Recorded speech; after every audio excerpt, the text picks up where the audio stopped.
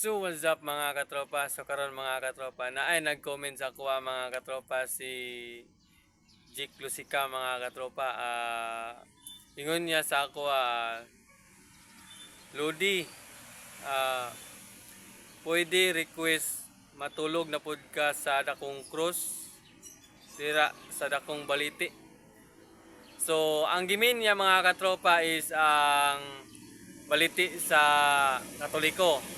So atong niagi nga video mga katropa, gipost ako kanina. Kuwanto siya sa Aglipay to siya nga sementeryo. So karon mga katropa, ang request niya karon is ang Katoliko. So abangi kini nga challenge mga katropa.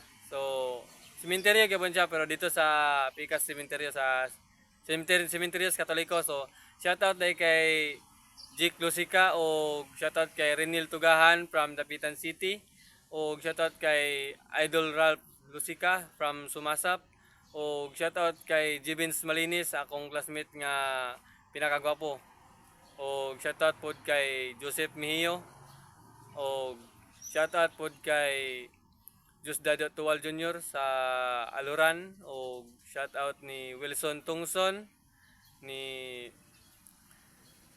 Jocelyn Tangguamos Custodio o shoutout din ni Nick Jan ni Matt Bunagwa o shoutout din ni John Carlos Saga from Sibarok. So abangin niyo mga katropa ang challenge nga ang ipa-challenge sa kuha ni Jake Lusica. So ayun, nakalimtan na ako shoutout yahang salon. Yang salon mga katropa, makita dapit dia sa may Petron gas station at bang sa may Petron o dia dapit sa may Rizal. Beat and Jig Salon. So dapli ni siya karsada mga tropa. So abangi ang karong nga video mga tropa. So thank you and God bless.